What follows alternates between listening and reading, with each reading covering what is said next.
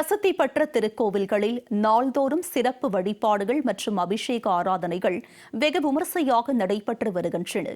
பக்தர்களை பரவசமடைய செய்துள்ள இந்த நிகழ்ச்சிகளை தொகுத்து வழங்குகிறோம். இனி ஆன்மீக செய்திகள் உங்களுக்காக. திருவாரூர் மாவட்டம் மன்னார்குடி பகுதியில் அமைந்துள்ள ஸ்ரீ ராஜகோபால சுவாமி ஆலயத்தில் பகல் 10 உற்சவத்தின் 7ஆம் நாள் நிகழ்ச்சி வெகு விமரிசையாக கொண்டாடப்பட்டது. ஸ்ரீ ராஜகோபால சுவாமி விஜயராகவ நாயக்கர் அலங்காரத்தில் ஆழ்வார்கள் முன்பு எழுந்தருளி அருள் பாலித்தார். இதில் பெருந்திரளான பக்தர்கள் கலந்து கொண்டு பெருமாளை மனமுருக வழிபட்டனர்.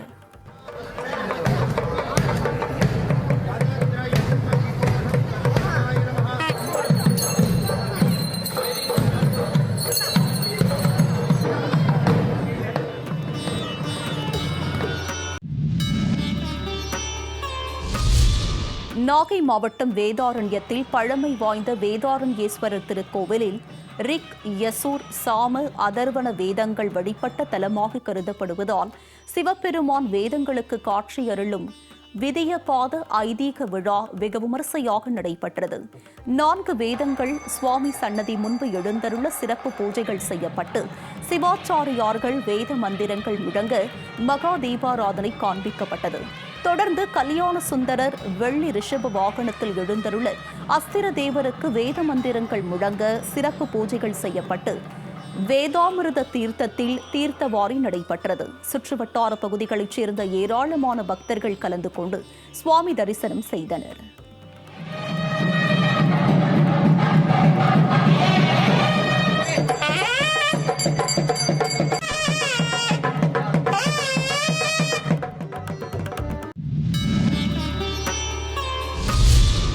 மயிலாடுதுறை ஐயப்பன் ஆலயத்தில் ஐயப்ப சேவா சங்கம் சார்பில் 18 படிகள் அமைக்கப்பட்டு 41ஆம் ஆண்டு படிவிளக்கு பூஜை பெருவிழா வெகு விமரிசையாக நடைபெற்றது.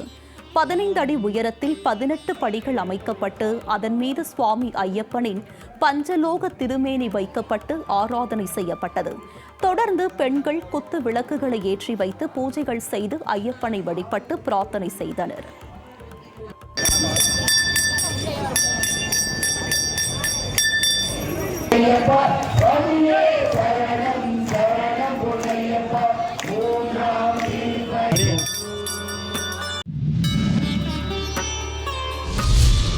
காஞ்சிபுரத்தில் அமைந்துள்ள அருள்மிகு காமாட்சியம்மன் திருக்கோவிலில் மார்கழி மாதத்தையொட்டி தங்கத்தேர் உற்சவம் நடைபெற்றது.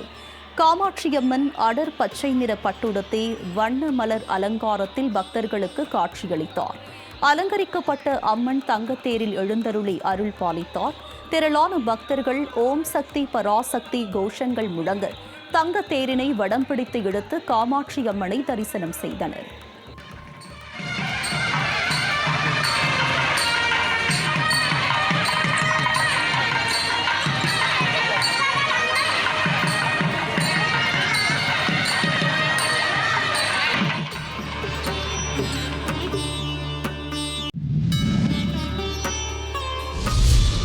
ராமநாதபுரம் மாவட்டம் முதுகுளத்தூரில் ஸ்ரீ ஐயப்பன் ஆலயத்தில் 55ஆம் ஆண்டு மண்டல பூஜை மற்றும் திருவிளக்கு பூஜை நடைபெற்றது. மூலவர் ஐயப்பனுக்கு பால், தயிர், சந்தனம் உள்ளிட்ட 18 வகையான மூலிகை திரவியங்களால் அபிஷேகம் செய்யப்பட்டு தீபாராதனை காண்பிக்கப்பட்டது. ஐயப்ப பக்தர்கள் பஜனைகள் பாடி படிப்பூஜை செய்து வழிபட்டனர். தொடர்ந்து 1008 பெண்கள் விளக்கு பூஜையில் பங்கேற்று உலக நன்மை வேண்டி விளக்குகளுக்கு பூஜைகள் செய்து வழிபட்டனர். புகழ் சேவடி என்று வைத்தாய் போற்றி, ஓம் செல்வாய் செல்வம் தருவாய் போற்றி, அருக போற்றி, ஓம் ஆயே என்னருள் தருவாய் போற்றி.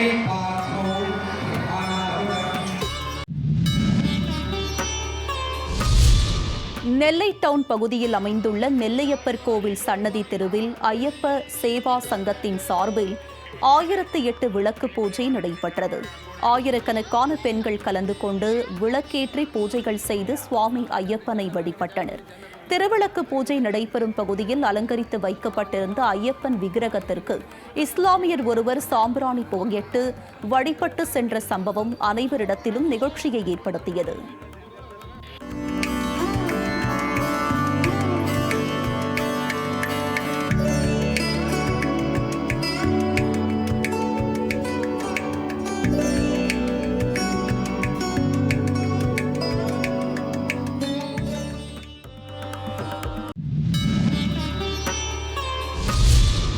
கரூரில் ஸ்ரீ பசுபதி ஈஸ்வரர் ஐயப்பா சேவா சங்கம் சார்பில் 39வது ஆண்டு குத்துவிளக்கு பூஜை வெகு விமரிசையாக நடைபெற்றது.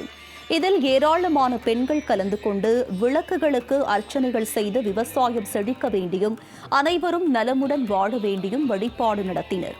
திரளான பக்தர்கள் ஐயப்பனை வழிபட்டு பிரார்த்தனை செய்தனர்.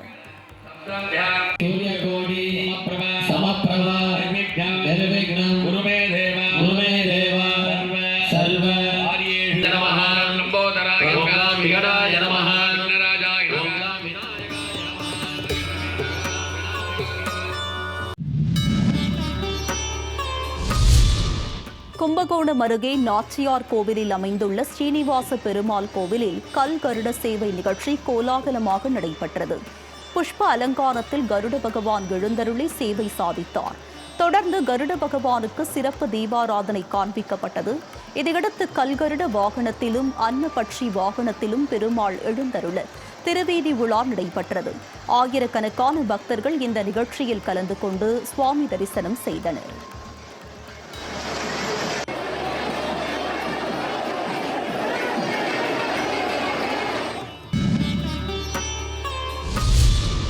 நெல்லை மாவட்டம் முக்கூடல் முத்துமாலை திருமுருகன் திருச்சபை பாத யாத்திரை குழுவினர் திருச்செந்தூர் முருகன் கோவிலுக்கு பாத யாத்திரை புறப்பட்டனர். பக்தர் ஒருவர் தனது நேர்த்திக்கடனை செலுத்தும் வகையில் பறவை காவடி எடுத்து முக்கூடல் முக்கிய வீதிகளில் ஊர்வலமாக வந்து திருச்செந்தூருக்கு புறப்பட்டார். பறவை காவடி பூஜையில் ஏராளமான பக்தர்கள் கலந்து கொண்டு சுவாமி தரிசனம் செய்தனர்.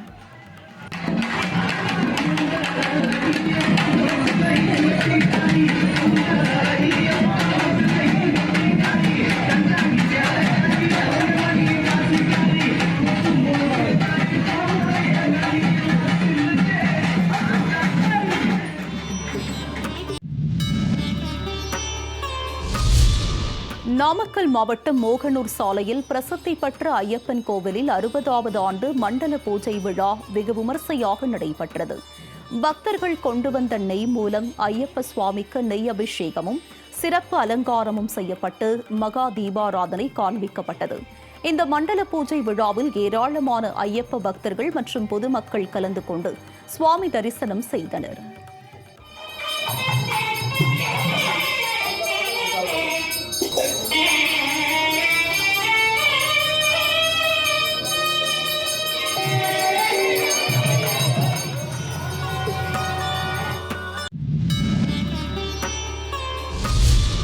செங்கல்பட்டு மாவட்டம் மதுராந்தகம் அடுத்த சித்திரவாடி கிராமத்தில் உள்ள நரசிங்க பெருமாள் கோவிலில் சுவாமிக்கு புதிதாக தங்க கவசம் அணிவிக்கப்பட்டு சிறப்பு பூஜை செய்யப்பட்டது. ஏராளமான பக்தர்கள் கலந்து கொண்டு சுவாமியை வழிபட்டனர். தொடர்ந்து விழாவில் கலந்து கொண்ட பக்தர்களுக்கு அன்னதானம் வழங்கப்பட்டது.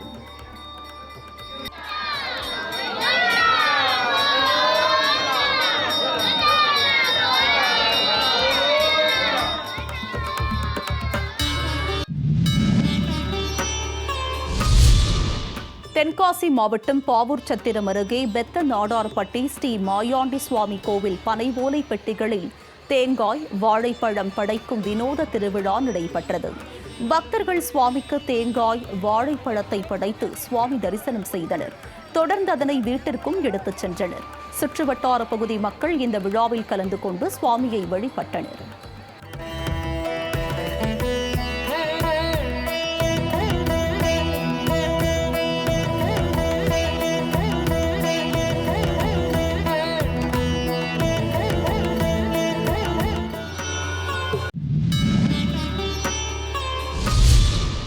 தருமபுரியில் பிரசித்தி பெற்ற பரவாசுதேவ சுவாமி கோவிலில் வைகுண்ட ஏகாதசி சொர்க்கவாசல் திறப்பு விழாவை முன்னிட்டு லட்டு தயாரிக்கும் பணி தீவிரமாக நடைபெற்று வருகிறது.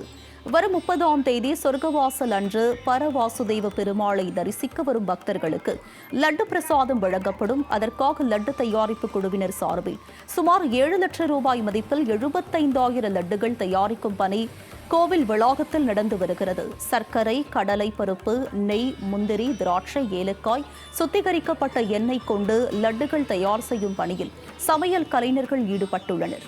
வைகுண்ட ஏகாதசி அன்று பக்தர்களுக்கு லட்டு பிரசாதமாக வழங்கப்பட உள்ளது.